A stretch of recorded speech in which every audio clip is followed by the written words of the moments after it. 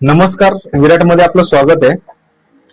आता आपण two phase three फेजच्या ज्या म्हणजे टू फेज थ्री फेजचे जे आपण पॅनल बनवतो, तर बऱ्याच जणांना वाटतं भरपूर जास्त खर्च होतोय, तर आपण डायरेक्टली पेटीमध्येच आपण आता पॅनल बनवायला म्हणजे शिकवतोय किंवा दाखवतोय कसा बनवायचा.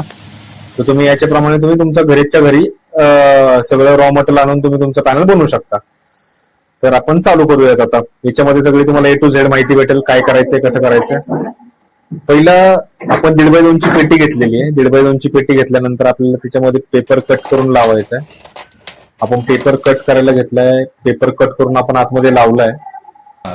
त्याच्यानंतर आपल्याला फ्यूज लावून घ्यायचे. तिघांचं पण माप घ्यायचं पहिलं फ्यूजचं, त्याच्याप्रमाणे आपण फ्यूज लावून घ्यायचे. इथे आपण RYB चे फ्यूज घेतले, म्हणजे कलरचे DMC फ्यूज घेतलेत, म्हणजे कळायला सोपं जातं आपल्याला, कोणता फ्यूज गेलाय सांगायलाही सोपं जातं, सर्व्हिसच्या दृष्टीने सोपं जातं. त्याच्यानंतर मग आपण एक एक मटेरियल आपण ठेवतोय. आता बाकीचं जसं आपण ऑटो ठेवल्यानंतर कुठं ठेवायला पाहिजे, कनेक्टर आपण जर लावतोय तर तिथं वायरिंग कशी जाईल, ज्यूसचा आपण कॉन्टॅक्टर ठेवतोय तर ज्यूसचा कॉन्टॅक्टर आपण कसा ठेवला पाहिजे ते आपण पाहतो. इथे वायरिंग करण्यासाठी सोपं गेलं पाहिजे, आपण अशा पद्धतीने आपण पाहतो. आणि ते सगळ्यांपासून एकमेकांपासून दूर पण पाहिजे, मग त्या पद्धतीने आपल्याला तशी वायरिंग करतो. त्याच्यानंतर आपल्याला आता हा डीसी कॉन्टॅक्टर आला. डीसी कॉन्टॅक्टर लावायचा, कुठे लावायचा आहे त्याला आपण आता बरोबर याच्या बाजूला घेतलेला आहे. त्याच्यानंतर आपल्याला टचिंग किंवा लो व्होल्टचा जो 2 पोलचा कॉन्टॅक्टर आहे तो पण आपण बाजूला घेतला. त्याच्या खाली आपण 6 वे कनेक्टर लावलाय. 6 वे कनेक्टर म्हणजे पहिले जे 3 कनेक्टर आहेत तर ते आपले मोटरला जाणार आहेत, आणि नंतरचे 3 आहेत ते आपण स्टार्टिंग आणि रनिंग कॅपॅसिटरसाठी युज करणार आहे. आता त्याच्यानंतर आपण वायर घ्यायची. वायर 4 किलोमीटरची वायर घेतलेली आहे. त्याला बरोबर आपल्याला हे एक अँगल देऊन घ्यायचा आहे, जेणेकरून ते दिसायलाही चांगलं जाईल आणि फिटिंगसाठी सोपं होईल. आता ही जी वायर आहे ही PVC वायर आहे.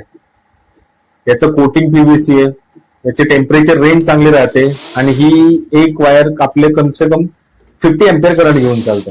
वायरिंग करताना लक्षात घ्यायचंय की आपला स्क्रू नट बोल्ट एकदम टाईट पाहिजे वायर लावताना.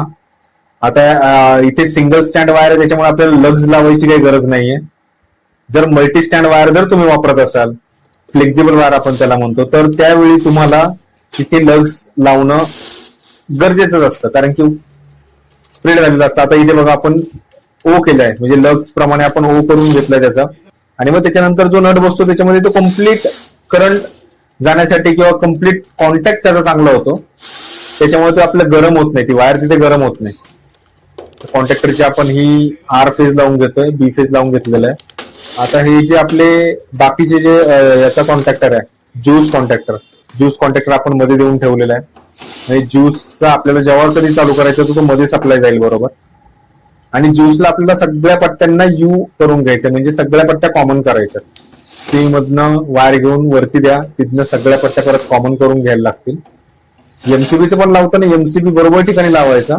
MCB लावताना तुम्ही पाहायचं का बऱ्याच वेळी 32 अँपिअरचाच MCB वापरायचा, कारण की लोड 7.5 HP ची मोटर आपण, म्हणजे 7.5 HP चा आपण पॅनल बनवतो त्याप्रमाणे. आउटपुटला लावताना सुद्धा तुम्हाला रिंगच करायची आहे, आणि इनपुट देताना फ्यूजला तुम्ही अल्युमिनियमच्या वायरचा पण देऊ शकता इनपुट, पण लावताना तो कम्प्लिटली म्हणजे पूर्ण पॅक लावला पाहिजे. आता पटकन आपण इथनं कॅपॅसिटरच्या वायरसाठी एक फेज देऊन घेतलाय, तो R फेज मधनं देऊन घेतलाय. लोकांच्या मोटर कधी उलट्या पालट्या फिरतात, त्याच्यासाठी डायरेक्टली तुम्हाला जर वाटत असेल उलटी वगैरे फिरते, तर त्यावेळी तुम्ही B फेज मधनं पण घेऊ शकता.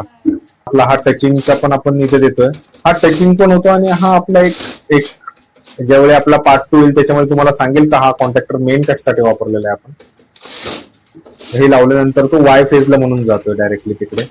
याच्यातनं आपल्याला कॅपॅसिटर तयार करायचं, ते 1 नंबर मध्ये आपण टाकून तो वायर घेतलाय, तिथे आपल्याला कॅपॅसिटर तयार करायचा. हा तुमचा B फेज आहे. B फेज पण पॅक करून घ्या. B फेज बरोबर लावून घ्या. इथं आपण U लावलाय, म्हणजे जो तुमचा ज्यूस होणार आहे, ज्यूस झाल्यानंतर मधला आणि कडेचा वायर आपल्याला शॉर्ट करायचा. शॉर्ट करण्यासाठी आउटपुट साईडला आपण U करून घेतला. हा तुम्ही डायरेक्टली कनेक्टर मध्ये पण लावू शकता, इकडे पण लावू शकता. पण कनेक्टरला लावायचा इश्यू असा आहे का डायरेक्टली तो मोटरला सप्लाय जातो, म्हणजे समजा जर तुमचा कॉन्टॅक्टर जर कधी काळी चिटकून राहिला तर तो डायरेक्टली मोटरला पण सप्लाय जाऊ शकतो. याच्यामध्ये आपण कॉन्टॅक्टर युज केलेला. आता या पेटीला आपण फॅन लावणार आहे, तर फॅन लावण्यासाठी पहिला आपल्याला फॅनच्या मापाने आपण त्याला ड्रिल मारून घेतलेत, जेणेकरून तो फॅन तिथे बसेल बरोबर त्या साईजने. आणि फॅन लावताना तो वरच्या साईडलाच लावायचा, कारण की गरम हवा ही वरच्या साईडला राहते, थंड हवा खालच्या साईडला असते. खालच्या साईडने पण आपण 2 होल पाडून घेणार. होल नव्हते आपल्याला इथं, वायर इनपुट आणि आउटपुट साठी. आणि हे होल पाडताना पण, होल पाडल्यानंतर पण आपण इथे पीजी ग्लँड टाकणार आहे, जेणेकरून त्या पत्र्याला किंवा याला चिटकायला नको वायर गरम झाल्यावर. आता हे फिन्स आपल्याला 2च फिन्स दिले होते 1.5x2च्या पेटीमध्ये. तर आपल्याला एक्स्ट्रा वायर बाहेर जाण्यासाठी स्क्रूज पाहिजे, म्हणजे जागा पाहिजे, तर आपण तिथे ड्रिल मारून आपण ती जागा तयार करतो. हे घेतल्यानंतर आपण 4 mm ड्रिल बीट घेतले आणि पटापट सगळ्यांना ड्रिल मारून घेतलेले. जास्त पण ड्रिल मारले तर पेटी वाकेल, त्याच्यामुळे जेवढे ड्रिल पाहिजे तेवढेच आपण मारून घेतले. खालच्या साईडने आपल्याला होल आपण 4 mm मारलाय. त्याच्यानंतर आपल्याला एक होल साईज मोठी करायची म्हणून आपण वेगवेगळे ड्रिल वापरून साईज मोठी करतोय. ते आपल्याला तिथे लागतो 22 mm होल, आणि पीजी आपण 22 नंबरचा टाकतोय, जेणेकरून तो इनपुटचा आणि आउटपुटचा दोन्ही वायर गेल्या पाहिजे. हे आता पीजी ग्लँड लावलेली आहे याच्यामध्ये. पीजी ग्लँड लावल्यामुळे वायर हाताला कापणे वगैरे होत नाही. आता हा फॅन बसवतो, फॅनचे डिरेक्शन पण बघून घ्यायची, फॅनची डिरेक्शन तशीच टाकायची. हा फॅन आपण सिंगल फेजचा लावलेला आहे इथे, डीसी फॅन वापरलेला नाहीये. डीसी फॅनला तुम्हाला करंट जास्त लागतो, त्याच्यापेक्षा एसी फॅन वापरायचा. त्यासाठी आपण इथे बल्ब पण लावलेला आहे, बल्बसाठी जागा घेतलेली आहे, बटन स्विचेस साठी जागा घेतलेली आहे. त्याच्यानंतर स्विचेस कनेक्शन करताना फेज हा तुमच्या स्विच मधनं पास करा आणि न्यूट्रल तुम्ही डायरेक्ट द्या. हे कनेक्शन दिलेलं आहे, हे आता फेज देतोय आपण इथं, म्हणजे बटन चालू केलं तर तुम्हाला फेज भेटेल आणि सप्लाय चालू होईल. तुमचा फॅन असेल किंवा बल्ब असेल ते दोन्ही चालू होतील. स्विचची वायरिंग बरोबर करून घ्यायची. इथं टू वे स्विच घेतलेला आहे, म्हणजे 2 वे स्विच बोर्ड.